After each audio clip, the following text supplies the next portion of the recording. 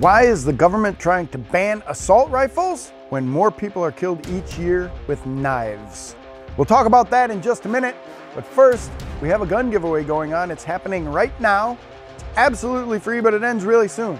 So click the link in the description below to learn which brand new gun you could win.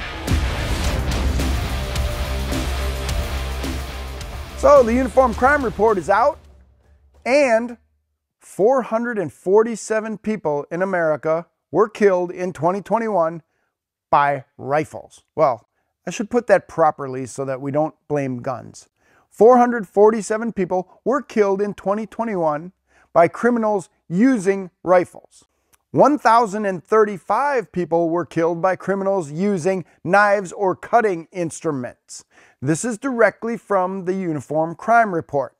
Not that we can really trust every FBI statistic, but think about this for a minute. And if we go back and look at previous uniform crime reports, we see that every year, more people are killed by criminals using knives than are killed by criminals using rifles. And yet, gun control advocates continually want to put more and more restrictions on rifles. I can't figure that out. That's because gun control is silly, it's emotional, and nobody uses logic when they're talking about it. I guess I just figured it out. So, think about this. Gun control. Gun control specifically on rifles. And we're talking about this 447 people who were killed by criminals using rifles. That's all kind of rifles. That's not just the dreaded AR-15. There are several different types of rifles included in that statistic.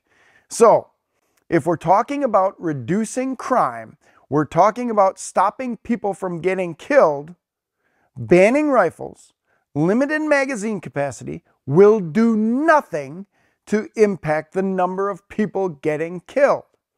What we need to do to reduce crime is create more opportunity in this country, because when people are working and going to jobs and feel like they have a future, fewer of them turn to crime. We need to have better mental health care in this country so that we can identify the people who decide that, you know what, today is a good day for me to go shoot up the mall. Maybe if those people had some opportunity to get effective health care, effective mental health care, we could stop that before it happens. And we should encourage law-abiding citizens to carry defensive firearms every single place they go, so that those people who decide they want to commit crimes have to stop and think, which of those folks out there, which of those potential victims is going to fight back? That's why concealed carry is so wonderful.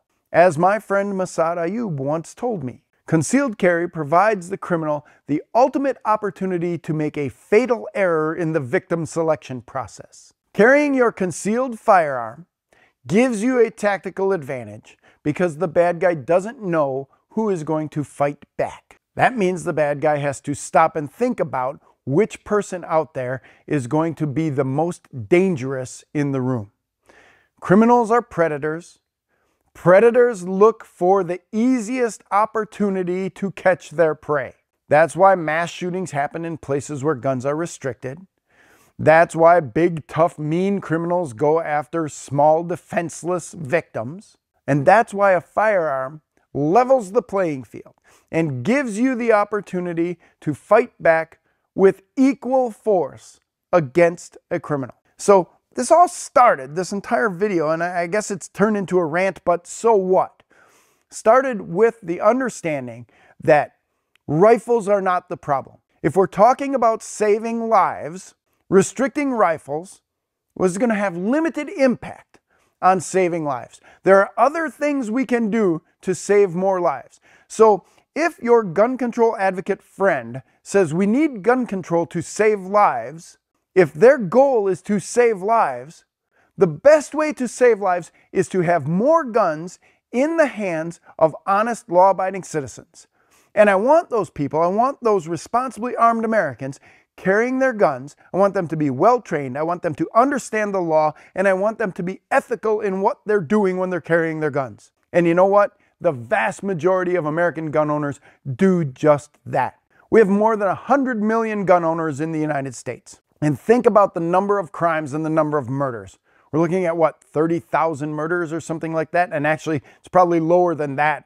30,000 deaths by firearms. So when we're talking about 100 million gun owners and 10 or 12,000 murderers, something like that, the numbers are statistically different than what you're seeing in the news media. And you're not getting the full information. You're not getting all of that data that's out there. So pay attention. Be politically active. Learn about these statistics. Learn about what's true. Don't believe the hype. Don't believe what you see on the news. There's real, good, true, and important data out there. We just got to make sure that we bring it to the honest, law-abiding gun owners of this country so people can make informed decisions.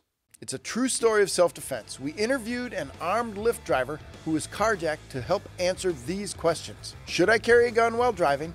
And what does a carjacking actually look like? Just click the video next to me to watch this must-see interview.